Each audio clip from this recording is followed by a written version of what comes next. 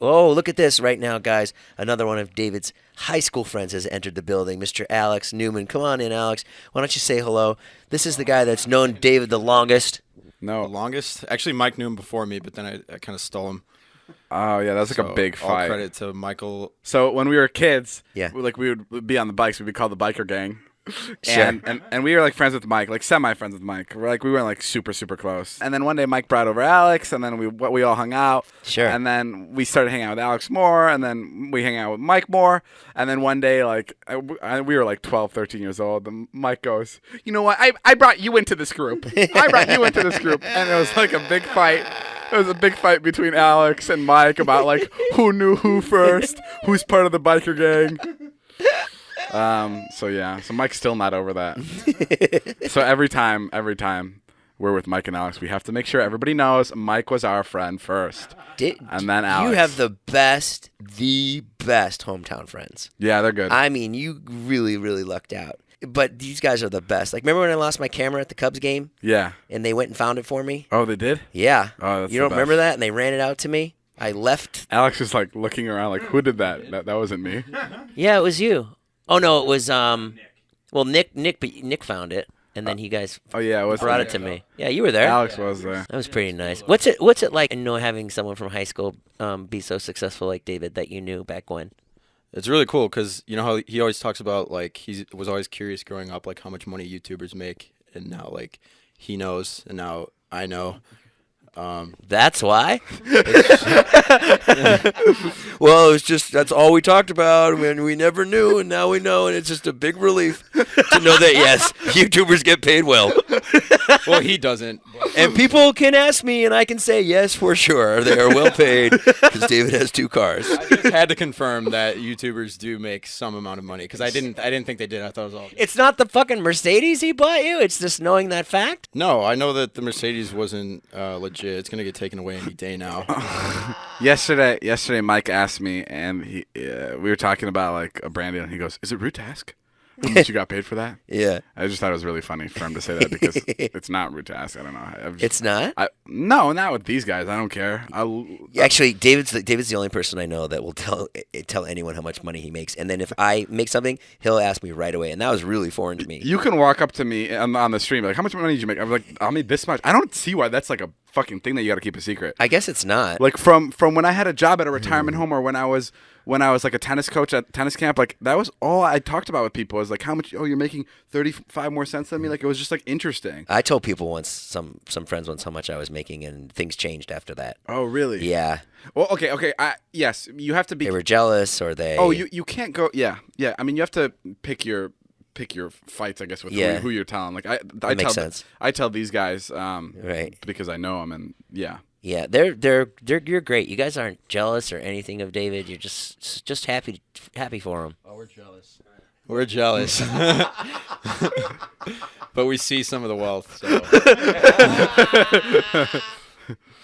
Yeah, they should open a Vine account.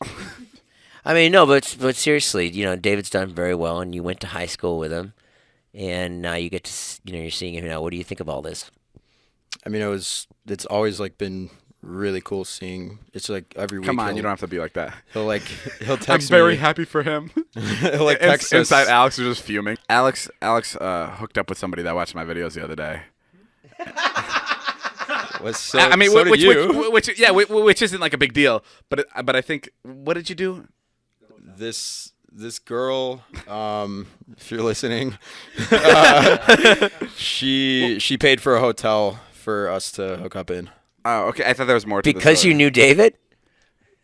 Yeah, I had pretty much. Jay. I had a friend call me the other day, and he was like, "I just hooked up with this girl, and when I woke up to your face on the back of her shirt. Like I woke up to your face staring at me. She was wearing my merch, and it was the merch with the crown. And he texted me right away. He's like, "Dude, I've never been so fucking terrified in my life." It's really funny. Somebody went up to Charlie at the mall, and she had a clickbait shirt on, and it's just like a little boy, and she's like, "Is that clickbait merch?" And she goes, "Yeah," and he goes, "Wow, you are so lucky." Really? Yeah. Were you there? No. And she's like, and I wanted to say, I know David Dobrik, but I didn't. And I was like, it would have been okay if you said that. If you said, my dad works with him. She's like, yeah, I know, but I didn't want to. What about you, Mike? What do you have to add? What do you think about all this? This is Mike, hometown friend. Go. I did bring Alex in to this group, and he did get college paid for. So Christmas is right around the corner. That's true. You never know. I'm waiting every day. I look out my window. What do you want? What do you want for Christmas, Mike? David Dobrik clickbait shirt, 40% off. Swipe up. Mike's like, David, a pair of socks, a Ferrari. Well, I'm so curious. Why don't you guys move out to LA? It's a big step, man. I don't know. And Chicago's the best. The suburbs are. You live in the suburbs. You've been to the only time you go to Chicago is when I go to Chicago, which is like More or less. once every month. What's the actual reason? Why don't you just go to a warm place?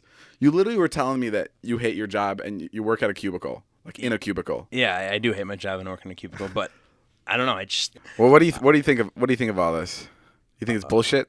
Well, your job? Yeah. No, because I reap the benefits of it. So Yeah. Mike always says I'm always bummed when they have work, and he goes, well, not everyone fucking has fairy tale hours. it's crazy. It's just, hey, Mike, it's 12 o'clock. What do you want to do? You want to come out and do something? It's like, no, Dave. I am in a meeting at 12 to 12:30, and then I have a meeting from 1 to 1:30. So no. Oh, boy. But to be fair, I've seen Mike take meetings, and it's all Skype meetings, and he fucking has everybody on mute, and he's fucking rubbing his cock. Well, my favorite is, hello, this is Michael from blah, blah, blah, and then I go right to mute. So That was always my goal, man, not to have a job. Oh, God. When I had real jobs and I had to be somewhere at 10 or 9:30, oh, Yeah. couldn't do it. Even when I had a job as like a writer on a TV show and I had to be there at like 9:30 till like 8 at night. It's a whole different hated thing it. working for somebody. It's like, Yeah. it really is like just completely, it's completely I different. couldn't do it. Yeah. I couldn't do it. I worked really hard to like become like a writer, like I would send scripts for years and like apply to be writers on TV shows. And finally I got it. And one day I was hired and I was like, oh, I fucking hate this. Yeah. Yeah. And people kept congratulating me like, oh, you're a writer on Crash and Bernstein. Good job. And I'd be like, oh, it was like a kid show. It's like 70 shit, 70 Kevin O'Leary, yeah. shit. Did you see, I watched something from Kevin O'Leary, he's like a millionaire, billionaire now. I don't know. A lot of money. But he was talking about how when he was like very young in his teens, he worked at an ice cream shop or something. And someone dropped ice cream on the floor or something, and then the manager there was like, clean this up right now. And he just walked out, and he was like, I'm never working for anybody again. Really? I never worked for anybody again. And Wow, became an that's entrepreneur. sick. That's how it is. It's so sick.